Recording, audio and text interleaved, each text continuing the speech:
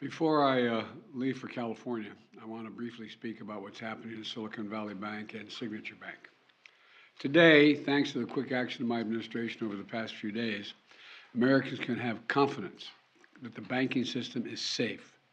Your deposits will be there when you need them. Small businesses across the country, the deposit accounts at these banks can breathe easier knowing they'll be able to pay their workers and pay their bills.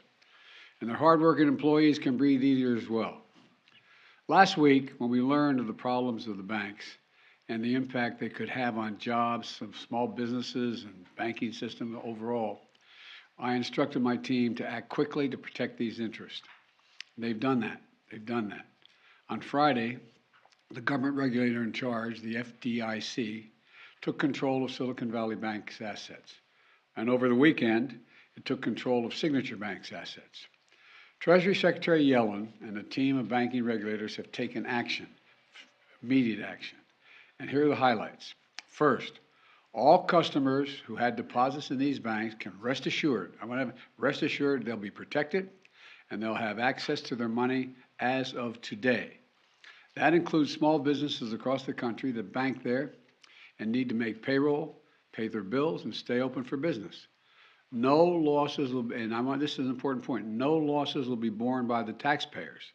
Let me repeat that. No losses will be borne by the taxpayers. Instead, the money will come from the fees that banks pay into the Deposit Insurance Fund. Because of the actions that our regulators have already taken, every American should feel confident that their deposits will be there if and when they need them. Second, the management of these banks will be fired. If the bank is taken over by FDIC, the people running the bank should not work there anymore. Third, investors in the banks will not be protected. They knowingly took a risk, and when the risk didn't pay off, investors lose their money. That's how capitalism works. And fourth, there are important questions of how these banks got into the circumstance in the first place.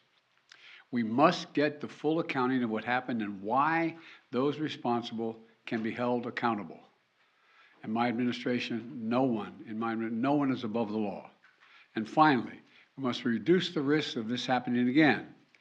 During the Obama-Biden administration, we put in place tough requirements on banks like Silicon Valley Bank and Signature Bank, including the Dodd-Frank law to make sure that the crisis we saw in 2008 would not happen again. Unfortunately, the last administration rolled back some of these requirements. I'm going to ask Congress and the banking regulators to strengthen the rules for banks to make it less likely this kind of bank failure would happen again, and to protect American jobs and small businesses. Look, the bottom line is this. Americans can rest assured that our banking system is safe. Your deposits are safe. Let me also assure you we will not stop at this. We'll do whatever is needed. On top of all of it, let's also take a look at a moment to put the situation in a broader context. We've made strong economic progress in the past 2 years. We've created more than 12 million new jobs, more jobs in 2 years than any president has ever created in a single 4-year term. Unemployment is below 4% for 14 straight months. Take-home pay for workers is going up, especially for lower and middle-income workers. And we've seen record numbers of people apply to start new businesses, more than 10 million of them, more than 10 million applications over the last 2 years starting businesses. Now we need to keep this progress going. That's what swift action that my administration over the past few years is all about. Protecting depositors, protecting the banking system, protecting the economic gains we've made together for the American people.